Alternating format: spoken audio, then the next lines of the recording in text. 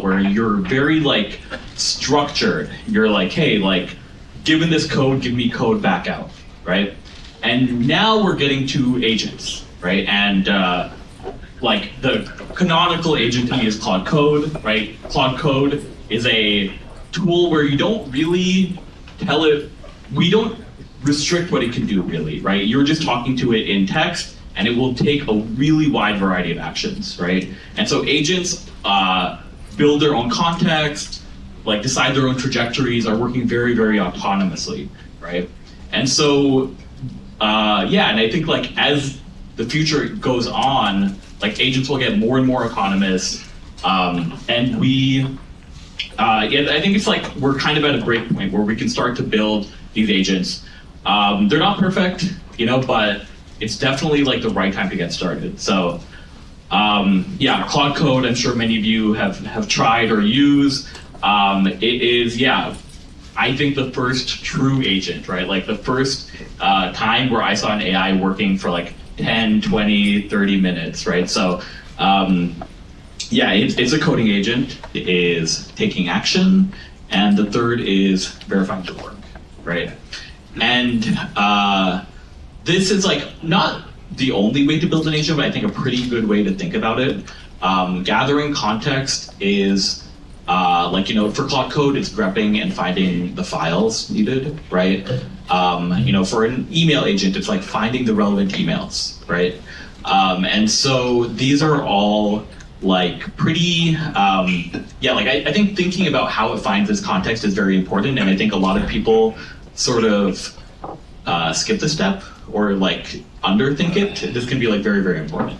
And then taking action, how does it like do its work? Does it have the right tools to do it, like code generation, bash? These are more flexible ways of taking action, right?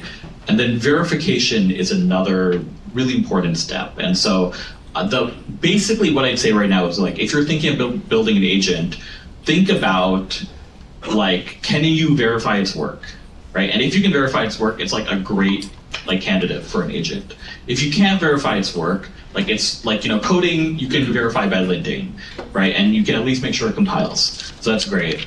If you're doing, let's say, deep research, for example, it's actually a lot harder to verify your work. One way you can do it is by citing sources, right? So that's like a step in verification. But obviously research is less verifiable than code in some. This agent separately, this agent separately, and this agent separately.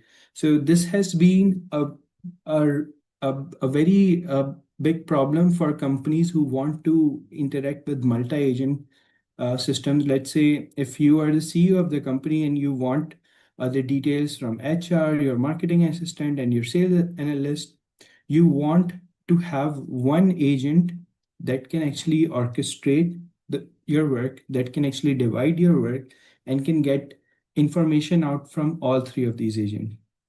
That's where it all started, that agent-to-agent protocol is created in such a way that you have your host agent, which is responsible for doing all of your interaction. It is responsible for managing all of your conversation. It is responsible for managing the direction you want your LLM to take. It is also responsible for managing which agent to call for a particular task. And this is something we're gonna understand today in depth as we move forward. So just a brief introduction about why A2A is different from MCP. So MCP is more like agent to tool discovery phase. It is going to discover how many remote agents this host agent has. Once that is done, it does a capability assessment by going through the agent description, the tools this agent have, and the prompt this agent have, and the things that this agent can do. The client agent inspect the agent card.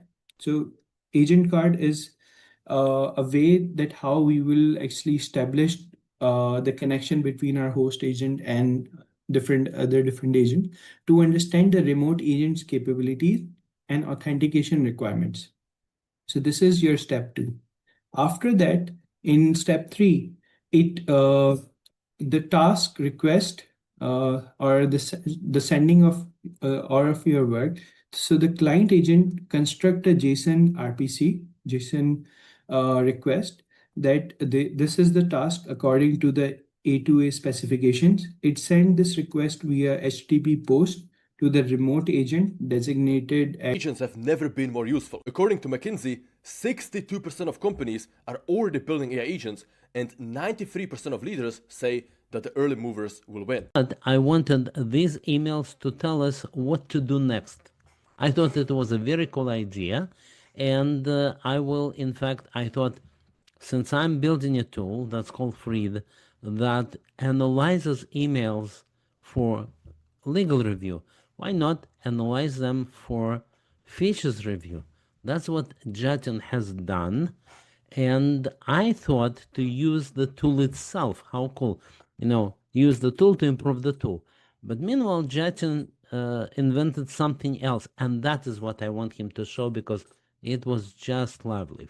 For that, I will, first of all, go back here. We're right here.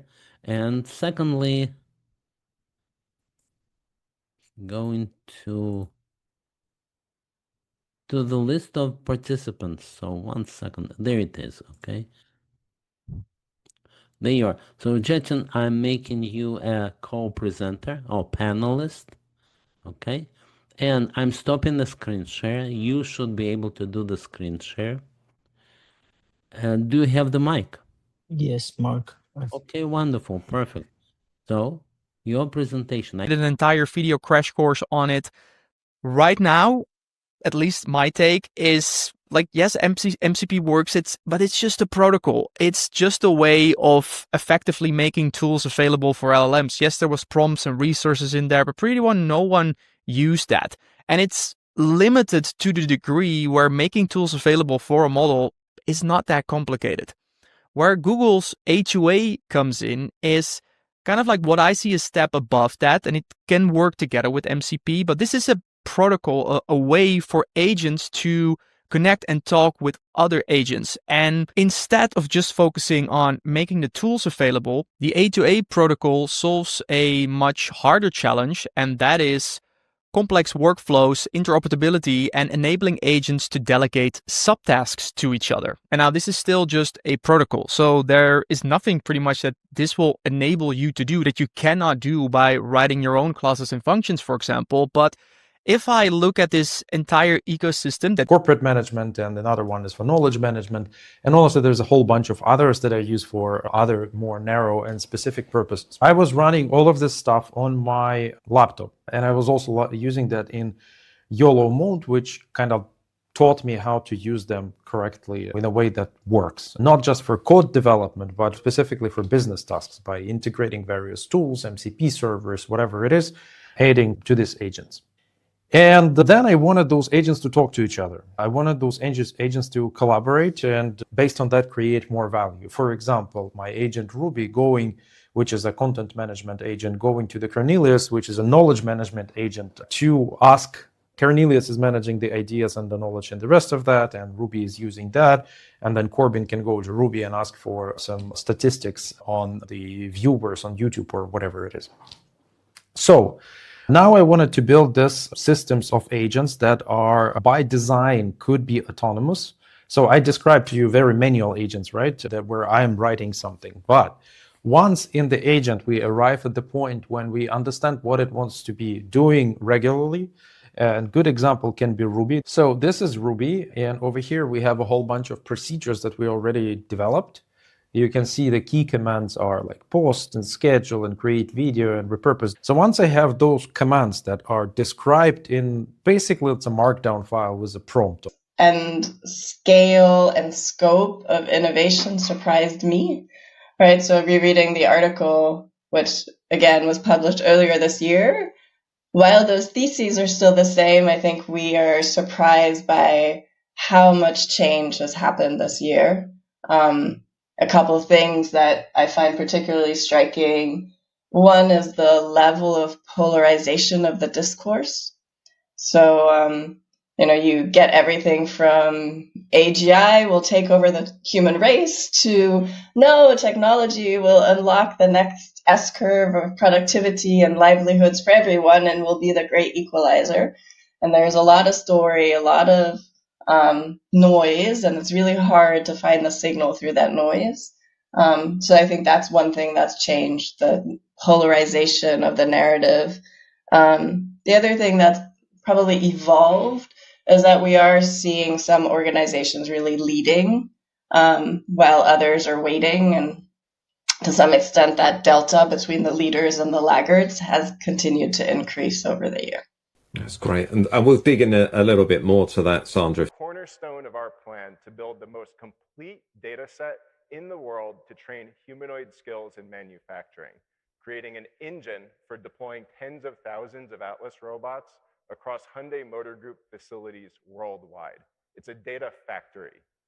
Hyundai Motor Group isn't just deploying the Atlas robots either. They are going to build them.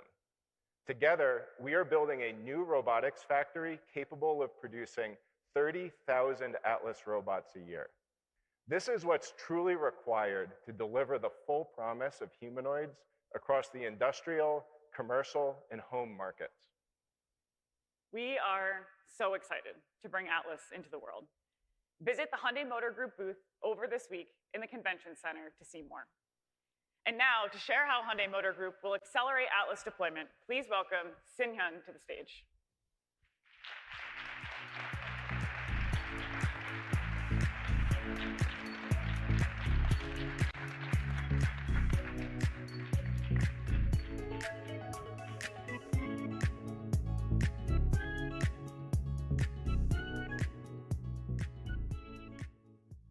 Thank you, Aya and Zach.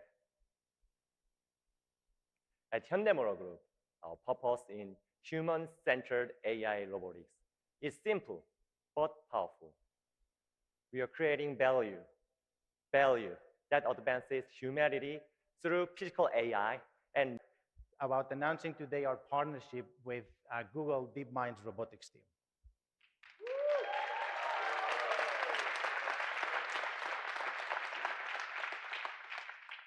This partnership sits at the world's leading intersection of robotics and AI. And we believe it will take us to a new era of human-centered AI robotics. What do you think, Carolina? Excellent. At Google DeepMind, our mission is to build AI responsibly to benefit humanity. We've always believed in the potential for AI to transform robotics, and we've seen firsthand how robotics can shape the frontier of AI. Robotics brings many different domains of machine learning together, from 3D perception, multimodal understanding, advanced reasoning and planning, and all of this in the physical world. That makes robotics a frontier application of AI, and one that will help us shape how we evolve AI beyond our screens and into the physical world. Over the last couple of years, we've seen remarkable progress on our Gemini and other foundation models that operate across text, images, and video modalities. And at Google DeepMind Robotics, we've been making rapid progress to bring all of Gemini's multimodal world understanding into the physical world by also adding actions as a new modality in Gemini. These models, called Gemini Robotics, bring advanced embodied reasoning and generate actions that can directly control a robot in a way that is general, interactive, and dexterous. But these highly intelligent general-purpose robot brains are most powerful when combined with a highly capable... Now, obviously, this is a static display robot. We just couldn't pry the actual production samples out of our engineers' hands at the lab this week. So we're going to be showing you videos of that robot in the coming weeks. This product generation of Atlas surpasses any other enterprise-grade humanoid. This robot has 56 degrees of freedom, mostly with fully rotational joints, and it has human-scale hands with tactile sensing in the fingers and palms for dexterous manipulation. Atlas has 360-degree cameras, see in all directions, so it understands when people are approaching, which is part of our holistic safety concept. Atlas is also strong. It can lift up to 110 pounds and reach up to 7.5 feet in the air. Atlas is also water resistant. In real industrial environments, robots need to undergo washdowns, and it can operate at its full capabilities, including strength between -4 and 104 degrees Fahrenheit. It's going to be easy to teach Atlas new tasks. Most can be trained in less than a day. Atlas can perform these tasks at a reliable, consistent pace for about 4 hours using its dual swappable batteries. And when they run low, Atlas navigates back to its charging station and swaps its own. Has agreed to acquire Menti Robotics. A portion of Amnon's speech will cover that. We're also really excited to provide updates on the automotive side, as we always do at CES. This includes our collaborative work with VW's Moya Group to bring autonomous vehicles to the roads of US and Europe. On that note, we're very gratified to have Christian Senger, CEO of Volkswagen Autonomous Mobility, to join us for a conversation with Amnon. Thanks for being here, Christian.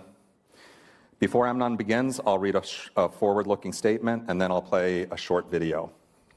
Please note that today's discussion contains forward-looking statements based on the business environment as we currently see it.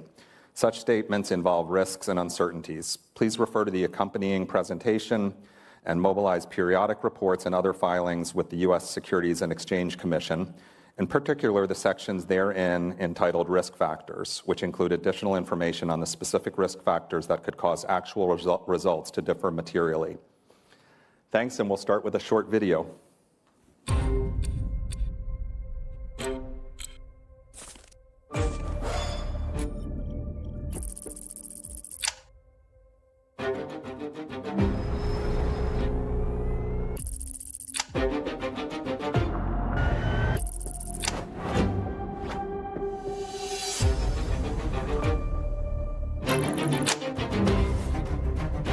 We call this real to sim to real.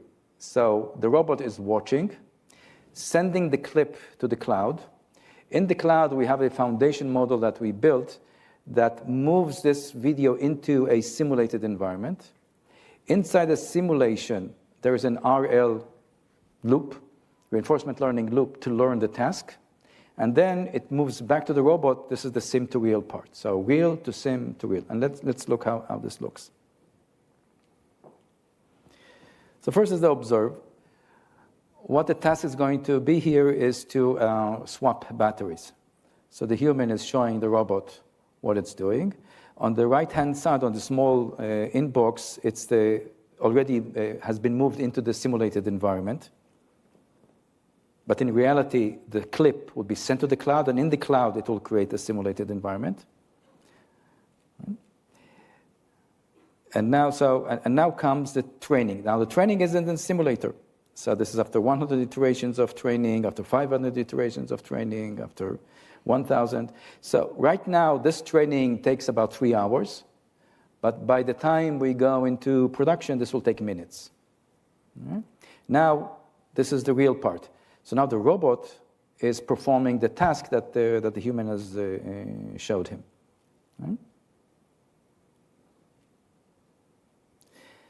So, and this is why the company is called Mentee, the idea of mentoring.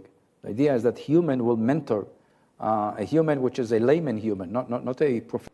6 cities by end of 27, and more than 100,000 active self-driving vehicles on the road by end of 2033. Amazing. This is truly, truly amazing. So thank you again for joining us and for the strong partnership. Yeah, we've been working in a great partnership for the last 2 years, and I'm looking forward for a very bright future. And really, as you said, the name of the game is scale. Right? Technology, it's quite clear that the technology can work. Now it's a matter of how to scale, and with Moya, Volkswagen, I believe we can do that. Thank you very much, Christian. Thanks a lot, Amnon.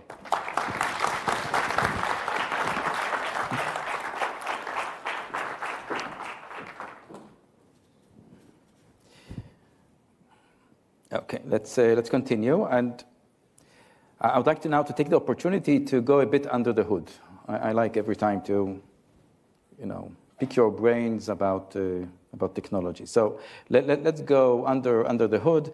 I'll go under the hood in our robotaxi technology stack, but there's lots of shared components with all our stacks, supervision, chauffeur, and even going down to. We're in Boston Dynamics booth at CES 2026, checking out a product that is absolutely blowing up right now online. My name is Mario Bellini, and I lead the Atlas product management team at Boston Dynamics. So Atlas is our flagship humanoid robot, and we have been working in the lab the last couple of years to productize Atlas using all of the latest AI techniques and deliver the robot that you see here today. For the last couple of years, AI techniques have improved enough that we can start to do manipulation, have the robot touch the world, move objects around, understand the world the same way that people do. Can you talk to me about some of the limitations? Because I found them particularly impressive in terms of how much this thing can lift, what conditions it can work in, because we're already at some really impressive stats. Yeah, so Atlas can lift up to 110 pounds instantaneously and closer to 70 kind of continuously. So we designed this to handle the dull, dirty, dangerous tasks, the things that are really backbreaking for people to do. It can operate for 4 hours on its battery life, swap its own battery so it can work continuously. Atlas can operate in the rain. It's IP67. It can also handle -20C to 40C. Atlas has these joints that can spin all the way around. And so we're inspired by the human form, but not limited by it. How do you see these units coexisting with human beings in the future? So we're not trying to make it. Basically, it's the first robo-taxi that the consumer themselves own. Personal robo-car, what does that mean? Level 4, fully autonomous, hands off, eyes off, car that you can personally own. It sits in your garage. And because it's a personal vehicle, there's a lot more engineering that we had to put into the car so it could be self-cleaning, self-maintaining. All of those sensors have to stay cleaned and functioning. So here I'm in level 3. You're in level 3 or below. Okay. And if you wanted to go to level 4, and the yoke disappears. It does. And I enter the future. It's trippy. It's all very smooth and quiet. Oh, that's the camera. Oh, yeah, wow. So you can hide it if you want privacy. And is it specifically for like video conferencing? That's a functionality? Be video, yes, absolutely. Well, the car has 5G, so. Wow. Yeah. Okay. 5G video conferencing. We have 11 radar. We have 37 cameras, so cameras everywhere. We have 8 NVIDIA Thor chips in the car for 8,000 TOPS of processing power. Imagine waking up in the morning and going, oh, my car just texted me. We have to leave 30 minutes early because the traffic conditions are so bad. I better get moving. So it sounds like this integrates pretty seamlessly with like your calendar, your to-do list. So how does it work? Yes, it's permission-based. The other thing I want to mention that's really cool is that they actually have screens where the lights are that can project messages to pedestrians on the street. So for example, if you're at a light and you want people to know that it's okay to walk behind you, it'll show like them are completely revolutionary and the best of its kind. The Vera CPU, I'm so proud of it. In a power-constrained world, Grace CPU is 2 times the performance. In a power-constrained world, it's twice the performance per watt of the world's most advanced CPUs. Its data rate is insane. It was designed to process supercomputers. And Grace was an incredible CPU. Now Vera increases the single-threaded performance, increases the capacity of the memory, increases everything just dramatically. It's a giant chip. This is the Vera CPU. This is one CPU. And this is connected to the Rubin GPU. Look at that thing. It's a giant chip. Now, the thing that's really special, and I'll go through these. It's going to take 3 hands, I think, 4 hands to do this. Okay, so this is the Vera CPU. It's got 88 CPU cores, and the CPU cores are designed to be multi-threaded. But the multi-threaded nature of Vera was designed so that each one of the 176 threads could get its full performance. So it's essentially as if there's 176 cores, but only 88 physical cores. So these cores were designed in using a technology called spatial multi-threading. But the I/O performance is incredible. This is the Rubin GPU. It's 5x Blackwell in floating performance. But the important thing is go to the bottom line. The bottom line, it's only 1.6 times the number of transistors of Blackwell. That kind of tells you something about the levels of semiconductor physics today. If we don't do extreme co-design at the level of basically every single chip across the entire system, how is it possible we deliver performance levels that is at best, 1. This is the best opportunity for software developers I have seen in 30 years. I've been doing this since 1995. Every now and then there's a new technology that comes out. It disrupts things. The old way of doing software disappears and fades. The new way comes in. It creates new job opportunities that are massive. I am already seeing this. I don't go out there and offer my skills as a developer, but I'm getting inundated with requests from companies to implement some of this new technology. So yes, if you're an old school developer, you're crying like a baby, but if you're an actual developer who embraces the new technologies, who understands the advantages of the new abstraction layers, you're going to do fantastic. So I've been watching the cycles over the decades. I've taken, in software development, the cycles in software development. I've taken several products to market. My last one I took to market is Studio Web at studioweb.com. It's a classroom management tool and interactive training platform. If you use my mentoring program or many of my standalone courses, you've seen part of it anyway. Anyhow, point being is that I've seen these cycles play out before where new technology comes in, it disrupts the entire software development industry, and then the established developers are like crying, oh my God, I'm not going to be able to write React anymore. So there's two characteristics of the evolution of the software development game. Number one, you get a new layer of abstraction. Basically, it hides the old nuts and bolts that we used to have to do, and it replaces it with a higher level implementation, a higher level technology that makes software easier to build. So because of that, number one. Number two happens. A whole bunch of new types of software starts coming out. A lot of software we could not even imagine doing before now becomes possible. So, which leads to a huge amount of new jobs. So that's the two big things that I've noticed over and over again in the software development game. New technology comes out, disrupts old, creates a whole bunch of new opportunities for new types of software that was never could be done prior. And then fortunes are made, massively successful careers are made, and eventually the doomers come along kicking and screaming. So let's talk about today.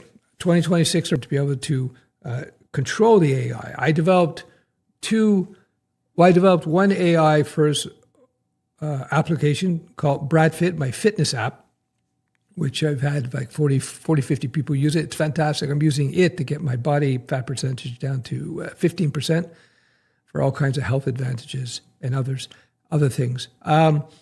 So I did it because I wanted that tool. It took me a few months to get it trained up, and I also wanted to learn what AI can do. And I'm now training another custom GPT, and it's making my life a lot easier in certain things that I do.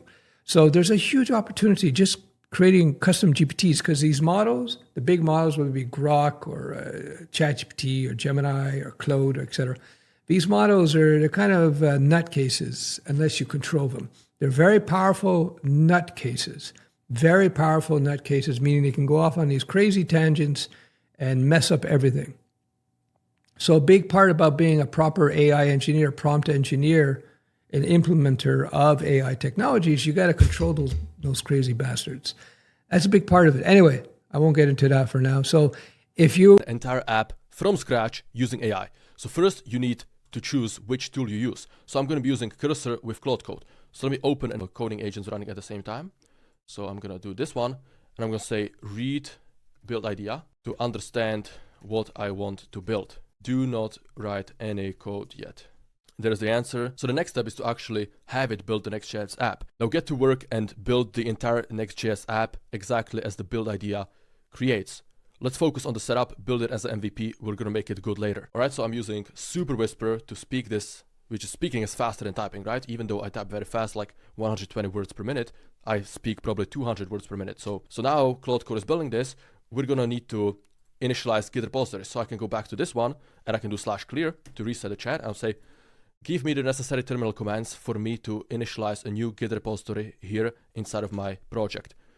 I want to do them myself. Think harder, answer in short. So even if you don't know how to use Git or GitHub, you can ask the coding agents, the AI. Run the optimizer on 401 Nano, and I can get the performance back up to maybe 87%. Maybe that's okay for my use case, but I've now just dropped my cost profile by multiple orders of magnitude.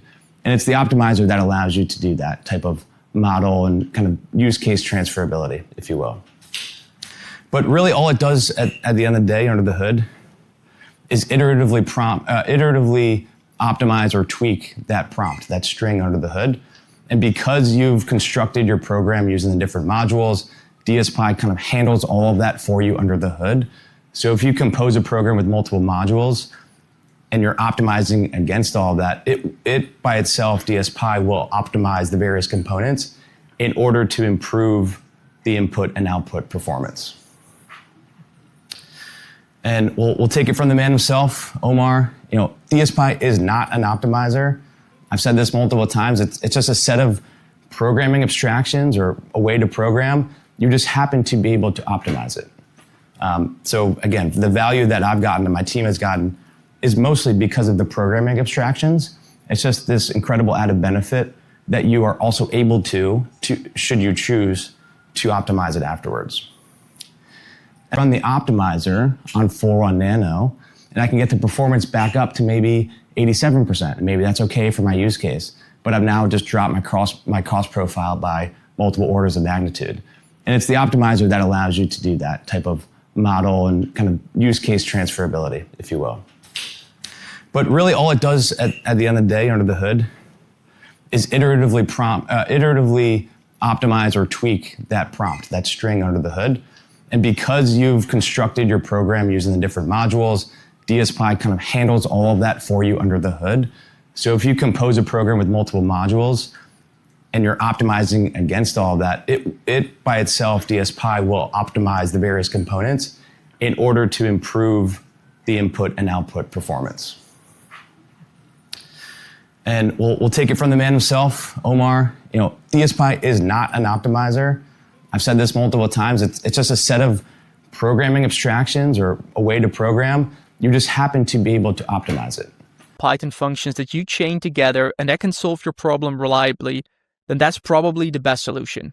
All right, and that brings us to point number 4, and that is agentic coding. Now, this is going to be a big one, and this is where I expect to see still major improvements over the capabilities that we currently have. So one interesting property of large language models is that they're super good at coding. And I feel like when it comes to the data sets that we have and that people can prepare, and that fine-tuning these models on tool calling specifically for agentic coding tasks is going to be an area where we can still squeeze a lot of efficiency and a lot of performance out of the current architectures that we are working with. So the interesting thing is that this is not only just the model capabilities, but this is also the prompts and the tools behind the tools that we're using. So if you look at Cursor, if you look at Claude Code, they kind of like go hand in hand. They are improving their tools, their prompts, and you get better models. Building the entire infrastructure yourselves and knowing what kind of chips a robotic system would need. In this particular case, dual Orins, the next generation dual Thors. These processors are designed for robotic systems and was designed for the highest level of safety capability. This car just got rated. It just went to production. The Mercedes-Benz CLA was just rated by NCAP, the world's safest car.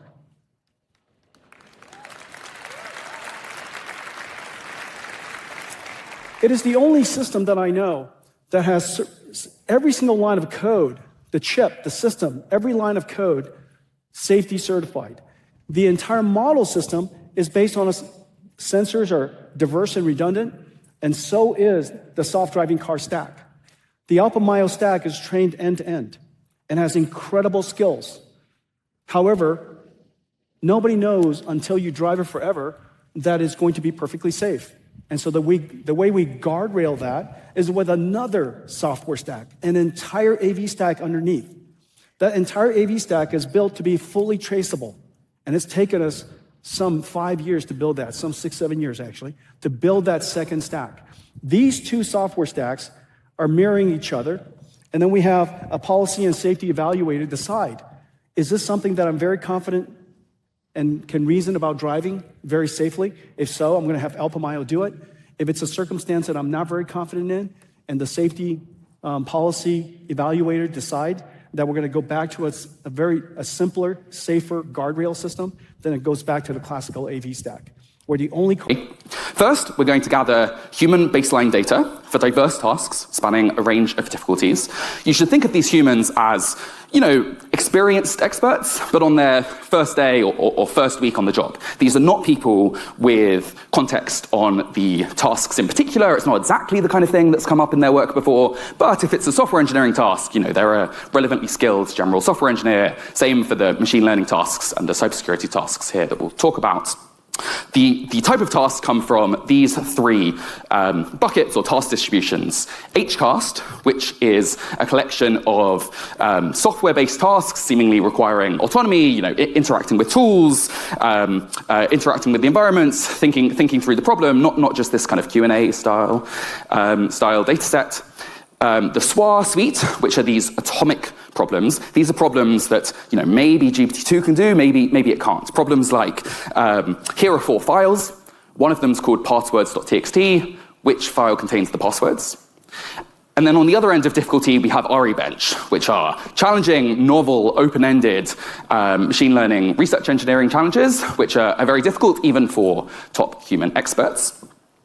In addition to gathering the human baseline data, we'll also, under as close to identical conditions as possible, measure AI performance for the AIs that we're interested in on the same set of tasks. And then we're going to convert the time it takes for humans to complete these tasks into an estimate of AI autonomous capabilities, as I'll show you in a second. Here's an illustrative diagram, in this case for Claude 3.7 Sonnet, which was the frontier model at the time that this paper came out. You can see that, for the very short tasks, something like 4 minutes or below, Sonnet is getting the answers correct, essentially 100% of the time, or maybe even here, literally 100% of the time. For the very hardest tasks, it's struggling, and then there's some range where we're kind of in the middle, we're somewhere between 10 and 90%. I'll say that this empirical pattern, where models are less performant at tasks that take humans longer, plot the time horizon, the x-coordinate on this set of plots against Canada's time, we find something like this. It looks, kind of like an exponential trend that's going up at some constant rate. In fact, it doesn't just look like an exponential trend. If we had a perfectly straight line here, it would indicate a perfectly exponential trend. We see something really remarkably steady, actually much more steady than we were anticipating when we went about doing this research project. And that's continued to be the case. So many of you will have seen updates that we've made of this graph on Twitter. This is going all the way up to GPT 5.1 Codex Max, so extremely recent. The predictions from this shockingly straight line have held up very well, I think. And the punchline is that we find that developers are slowed down by 19%. They take 19% more time when AI is allowed relative to when AI is not allowed. When I first saw the data coming in, saw sort of early versions of this plot, I thought presumably the same thing that many of you might be thinking right now, that we've messed something up, that something's gone wrong, there's some issue in how we've set up the experiments. How could it possibly be the case? At least these developers have access to the 0 points because they can not use AI at any time. So we poured over many hours of screen recordings from these developers working on issues as part of the study. We looked to dive into a bunch of hypotheses that might explain what's going on and try to categorize the things that we think are going on versus not. Many of this is listed in the paper. I'll just quickly go through some of the things that we think are contributing. First, over-optimism about AI usefulness. That seems like an obvious one. The developers, even after the study is completed, they think that that AI is going to be helpful to their work. It makes sense they might overuse AI on that basis. Two more: implicit repository context and high developer familiarity. These developers are coming to these problems already knowing the solution to the problem. They're so expert in this work.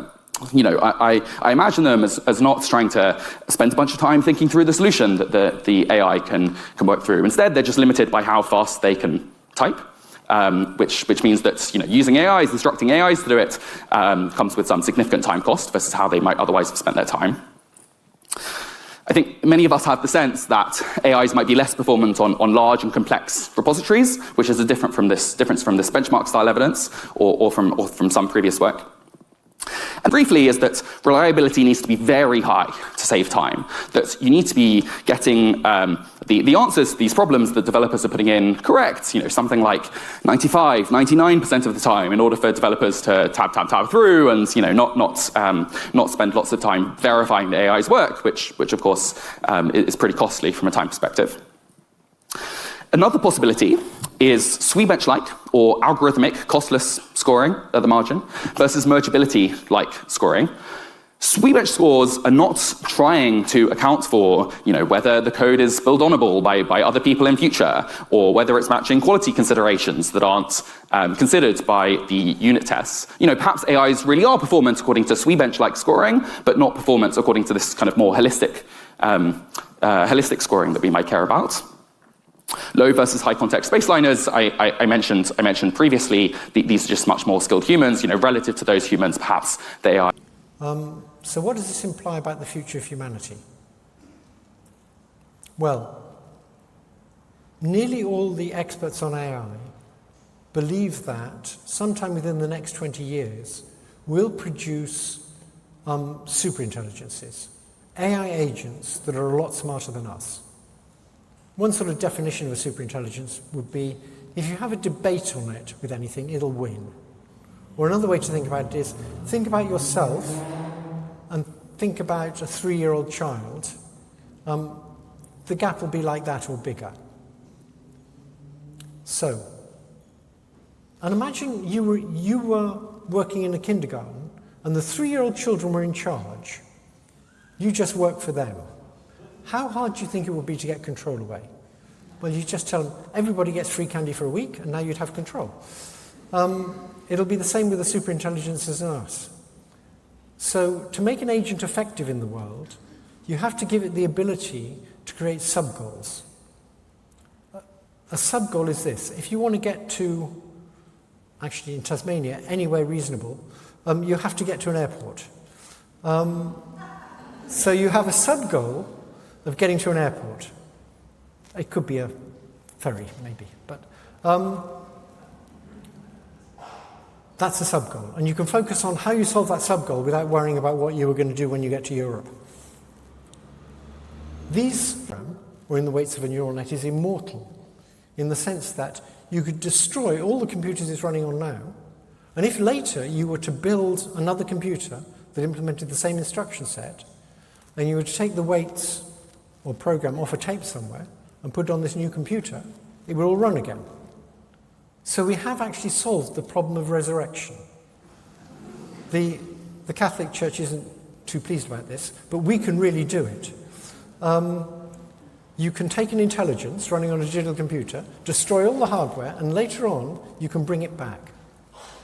Now you might think, maybe we could do that for us. But the only reason you can do that is because these computers are digital. That is, the way they use their weights, or the way they use the lines of code in the program, is exactly the same on two different computers.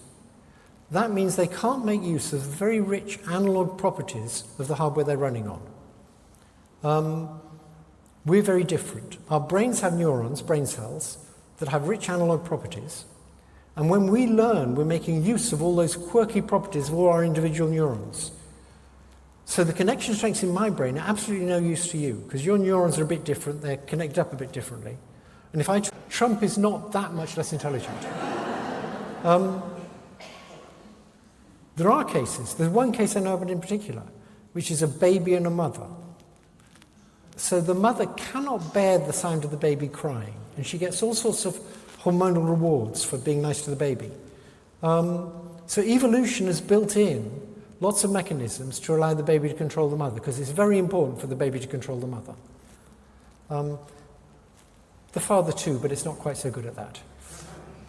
If, like me, you try and figure out why is it that the baby insists on you being there at night when it's asleep, well, it's got a very good reason for that. It doesn't want wild animals coming and eating it while it's asleep.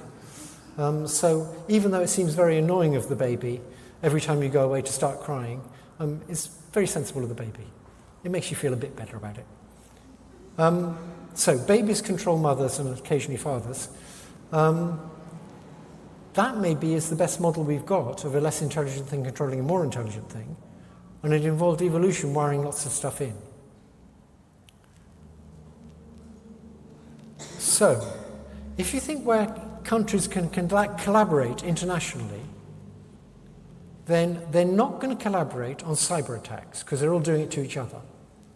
They're not going to collaborate on developing lethal autonomous weapons, or not developing them, because all the major arms manufacturers. AI will come for fiction writers first. Read my lips. This is someone who's got sod all to do with Hollywood, sod all to do with scripts, directing, producing, making films and shows, writing books. But look at his pronouncement. It's quite confident, isn't it? It's alarming. Alarms me. Stephen, who is a very experienced, very good writer, wrote his book without using ChatGPT. And he was worried as he began to research NVIDIA and the rise and fast shooting star of AI, that he would be out of a job as a non-fiction writer. Jensen said, no, you'll be all right for a bit longer. It's the fiction writers we'll get first. Look at the language that he's used. This is aggressive language. This is almost territorial. Yeah? These things get missed, by the way. Everyone misses this stuff, the nuances. The nuances are what makes us human. Yeah? When we pick up and we analyze things and we apply our critical mind to what is really being said, how it's being said, and what it might really mean. It's really interesting to me that did sort of a study on this and said that humans come up with about 5 ideas every 15 minutes and AI is capable of 200. Do we really want 200? Isn't that suddenly a smorgasbord that you can't even eat? How do we make the choice of what we actually intended to tell a story about when suddenly we're thrown all these options? That's not necessarily supportive or helpful. In fact, that's a distraction. Can you see immediately how what seems like a compelling, gosh, look at what AI can generate, is actually now a conundrum and not necessarily helpful, because it could take you straight down a rabbit hole. Yeah? And most importantly, move you away from your very good idea that you wanted to. It's like for a screenwriter to get an AI-generated report. We're now about 10 times worse in terms of creative management values. You've now succeeded in alienating your writer, perhaps for life, rather than just for a day or two. You're in trouble. This is all what I call the art of creative management. Looking after, guiding, supporting, and helping the people that you work with who are at the coalface of creativity. Yeah? Press send on an AI-generated script report and you're in trouble. So there are tools and interesting ones, but there is no creative origination. There is no imagination. It's seductive, but it's, remember what I said about nuance? It's lacking in nuance. Doesn't have human values and characteristics, doesn't understand necessarily emotional drivers other than the mimicry of what it's learned from its scraping and training. Sorry, training, not scraping. Scraping sounds bad, doesn't it? Yes, well, it is bad. Yeah, exactly. Support, literally, doesn't count, doesn't rate them, ignores them, thinks that they're completely irrelevant to any audience. I kid you not. If you're Tom Cruise, you're fine. Tom Hanks, super. Julia Roberts, fine. If you're anybody younger than 40, it's thumbs down. What help is that when it comes to comps? Yeah? So you can see when we talk about bias, yeah, when we talk about where the data's coming from, we can see how actually corrosive that might become when we start to rely on these tools for our positioning of content, when in fact it's not doing the job that it's going to serve us accurately, well, or convincingly to any third party. Casting recommendations, same as comps. Now we're in the casting recommendation problem. Yeah? It's got age bias. Tricky. And I mean this because it's very carefully researched. One of the things that has been really interesting is commissioning targets. Being able to adapt and adjust your pitch to RTVE in Spain, or to ZTF in Germany, or to A24 in the US. Here's the answer. We've worked in detail and depth with GenAI predictive tools, and their sales projections are always off. Always off. Not just a little bit off. Off. Yeah? Unreliable. Either too rosy or too negative, but they're never on the money. Now, what does that mean? What's really interesting is this business of gut instinct, judgment, experience, being at the coalface of the actual film market and listening to real people who are buyers and what they say about the market and what they're looking for. Yeah? Not taking what has been in the press or what's available online, but actually listening to your buyers. Never green light them by definition. Well, we don't know those actors. We don't know that writer-director. We don't know that producer. Therefore, our indication in terms of our predictive model is 0.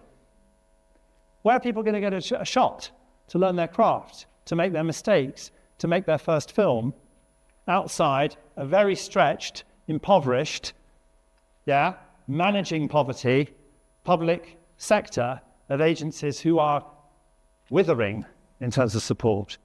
So this notion that we can work the data and rely on a predictive model leaves out the future, actually, if you think about it.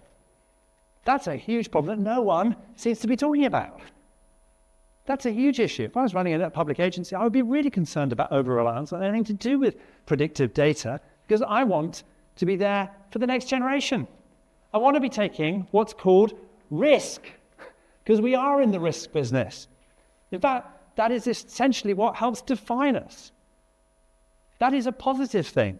Without risk, we won't tell compelling, fresh, original stories for tomorrow. And we certainly won't at this rate if we're just jacking backwards, and not supporting the next generation. It doesn't matter how old we are, but we need to be in that mindset, that growth mindset that is so important to be able to support the storytellers of tomorrow and the future.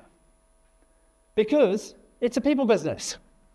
Never mind what the 5 horsemen say, it is all about being a people business still. You go to Cannes, you go to Berlin, you go to lots and lots of different festivals. There's an enormous reason why those events still happen, because we talk to each other, we meet each other, we exchange information. We enjoy, most of the time, meeting each other again. Yeah? Most of the time. Yeah. Garbage in, garbage out, I said. Quality of your data inputs, the judgment and weight, incredibly important. Look at all these films out of the independent sector. Most of them obviously are English language, but they're interesting just by definition of example, okay? Anora. Who's seen Anora? Did you like Anora? Yeah, quite a special film, huh?